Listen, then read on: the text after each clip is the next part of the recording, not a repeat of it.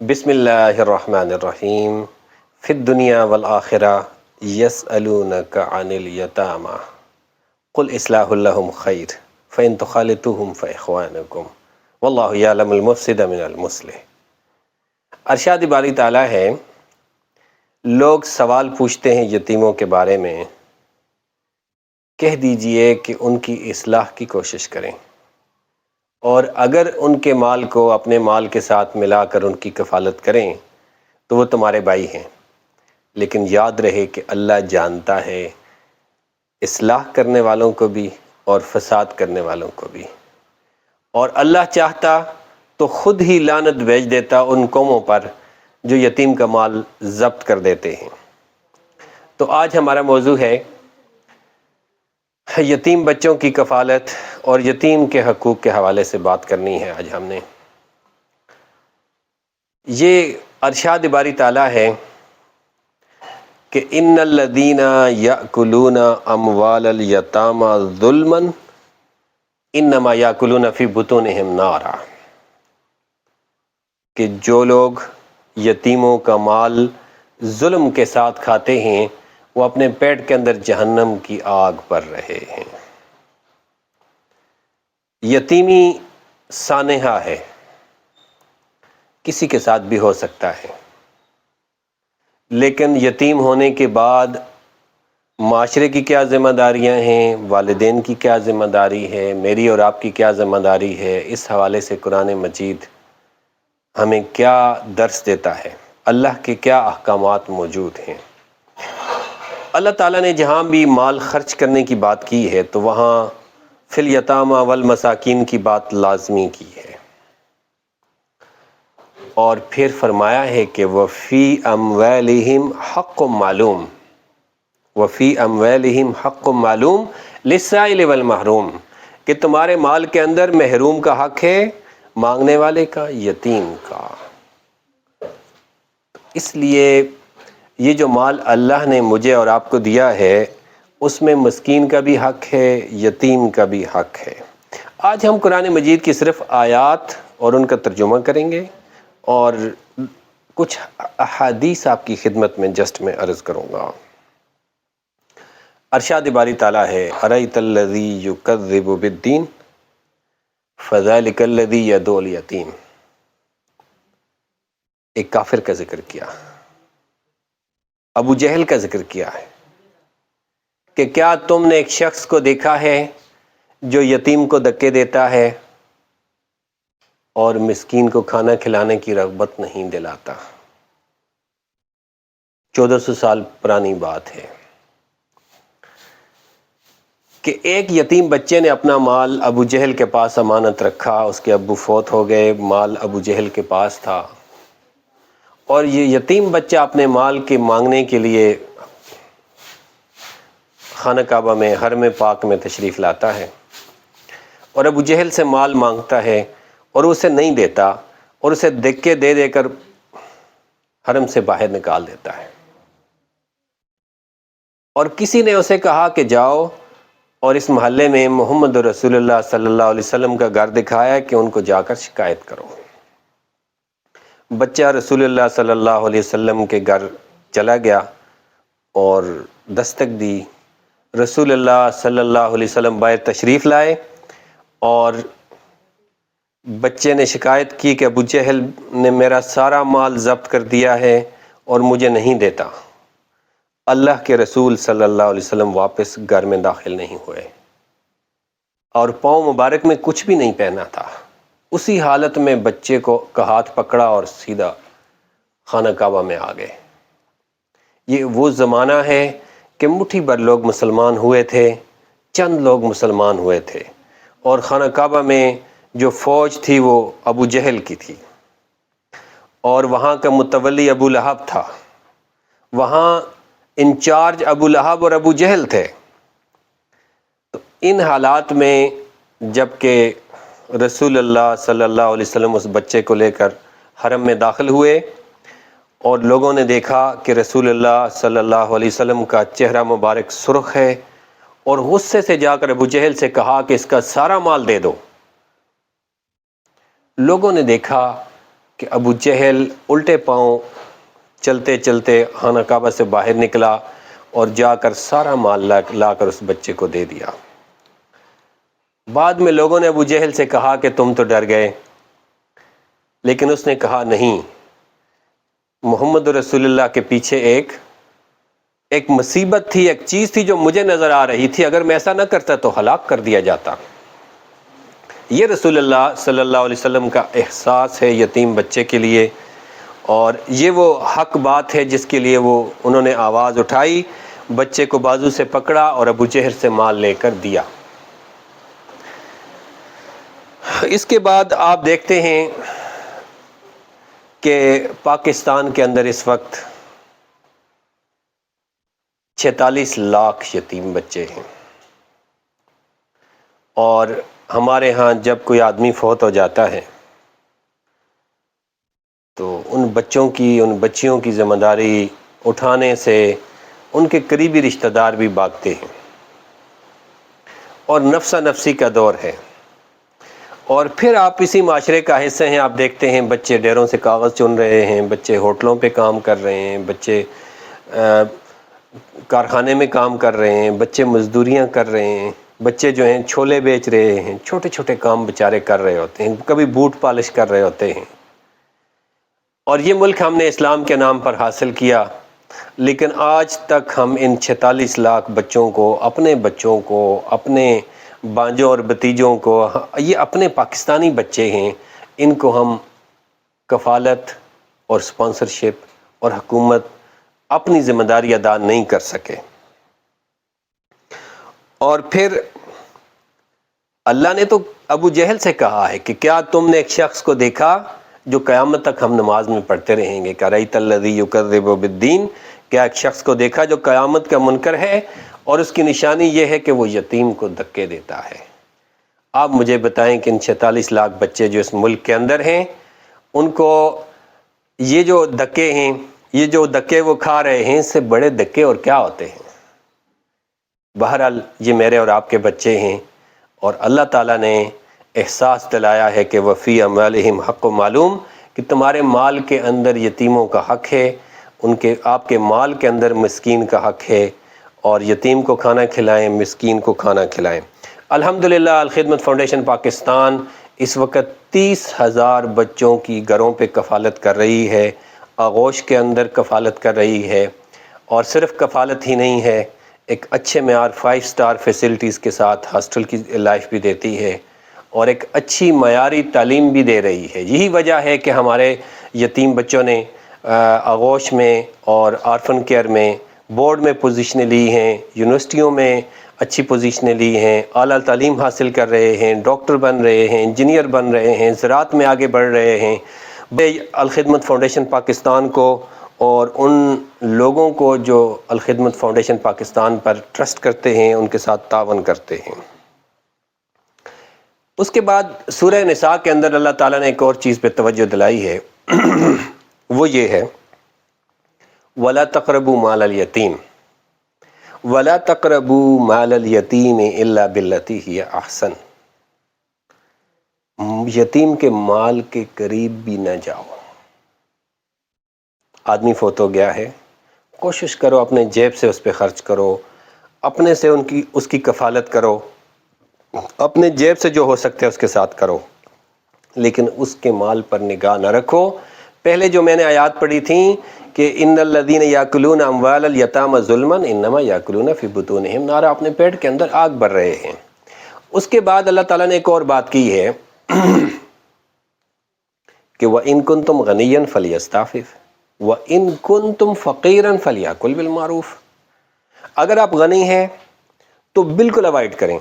یتیم کے مال کو اٹھا کے امانت کے طور پہ رکھ دیں، جب وہ جوان ہو جائے گا تو یہ مال آپ نے اس کو دے دینا ہے، اس کی امانت ہے، اور اس کے مال میں تبدیلی بھی نہیں کرنی۔ قرآن نے کہا وَلَا تَتَبَدَّلُوا الْخَبِيثَ بِالطَّيِّبِ، اس کی اعلیٰ کوالٹی کی چیزوں کو لو کوالٹی کی چیزوں کے ساتھ تبدیل، اس کی اعلیٰ چیزوں کو، اوریجنل چیزوں کو ناکارہ چیزوں کے ساتھ تبدیل نہیں کرنا۔ اس لیے کہا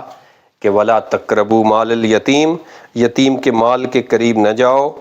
یہاں تک کہ وہ جوان ہو جائے اور پھر اس کا مال اس کے حوالے کر دو۔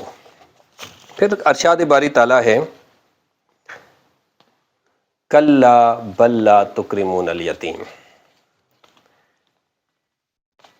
نہیں تم یتیم کا اکرام نہیں کرتے، یتیم کو عزت نہیں دیتے، یتیم کو وہ احترام نہیں دے رہے۔ اللہ فرما رہا ہے، اللہ یہ شکوہ کر رہا ہے کہ جناب یہ کیا ہو رہا ہے کہ بچے کا والد فوت ہو گیا، اللہ کی طرف سے آزمائش ہے، مجھ پر اور آپ پر اور پورے معاشرے پر آزمائش ہے، چاچوں پر بھی ہے، ماموں پر بھی ہے، خاندان پر بھی ہے اور پورے پاکستان پر بھی ہے، سب پر آزمائش ہے۔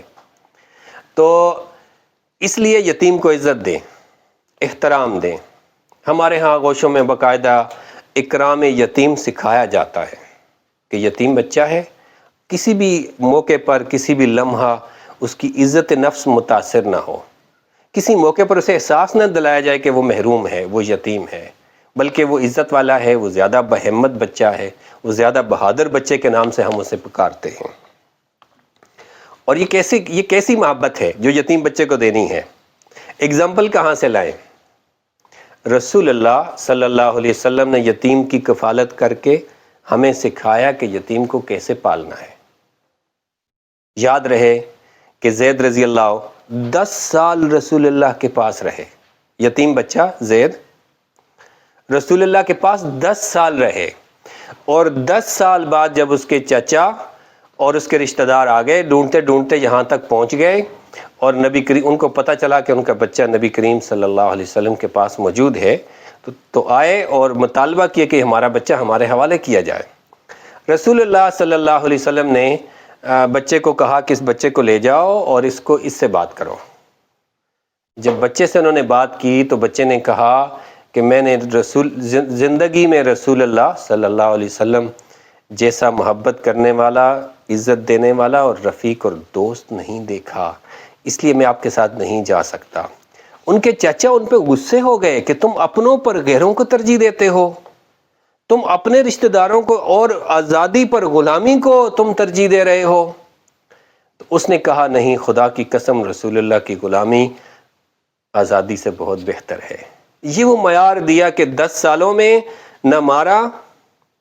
نہ گالی دی، نہ برا بلا کہا۔ آپ ذرا کر کے دیکھیں، بہت مشکل کام ہے یتیم بچے کی کفالت کرنا، کہ آپ نے اس کی کفالت بھی کرنی ہے، اس کو ڈانٹنا بھی نہیں ہے، اس کو عزت دینی ہے، اس کے احترام کا بھی خیال رکھنا ہے۔ کہا فَأَمَّا الْيَتِيمَ فَلَا تَقْهَرْ وَأَمَّا السَّائِلَ فَلَا تَنْهَرْ۔ ارشاد باری تعالیٰ ہے کہ یتیم کو مت جھڑکو، یتیم پر غصے مت ہو جاؤ، اپنا قہر یتیم پر نہ نکالو۔ اگر آپ کا بیٹا اور وہ آپس میں لڑ گئے ہیں اور آپ نے یتیم بچہ گھر پہ رکھا ہے، اپنے بیٹے کو ڈانٹنا ہے، اس کو نہیں ڈانٹ سکتے، اس لیے کہ وہ اس کا کون ہے، اس کا حمایتی کون ہے؟ اللہ ہے۔ اس نے اعلان کیا ہے کہ نہیں فَأَمَّا الْيَتِيمَ فَلَا تَقْهَرْ، یتیم کو مت جھڑکو، اس پہ غصے مت ہو جاؤ، اس پہ اپنا قہر مت نکالو۔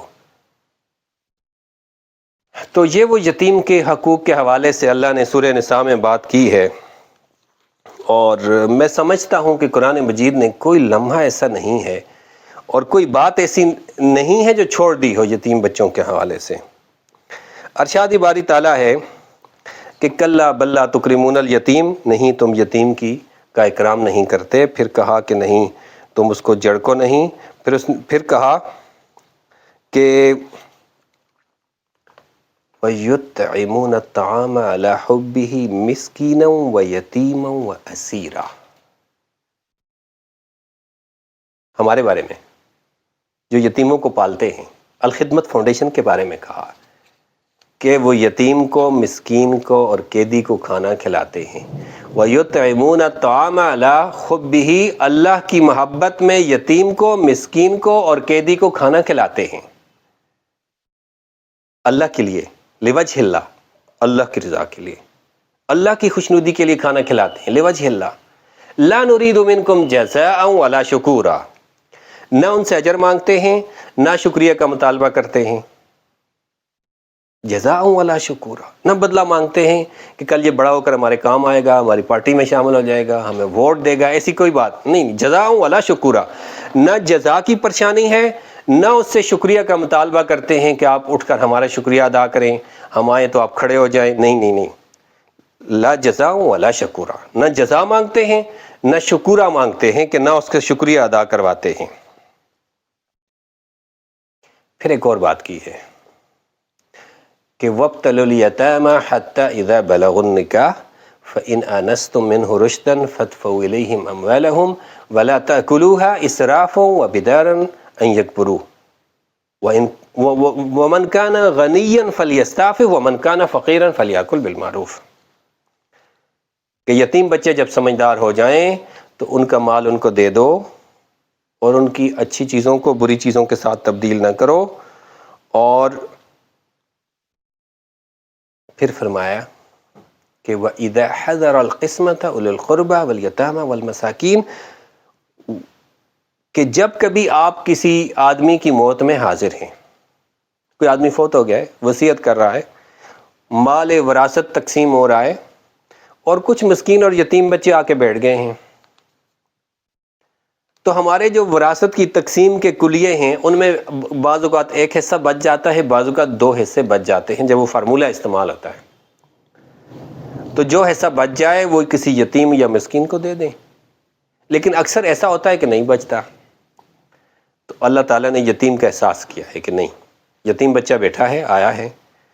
وراثت میں سے مال آپ نے اپنے وارثوں میں تقسیم کر دیا، اس کے لیے کچھ نہیں بچا۔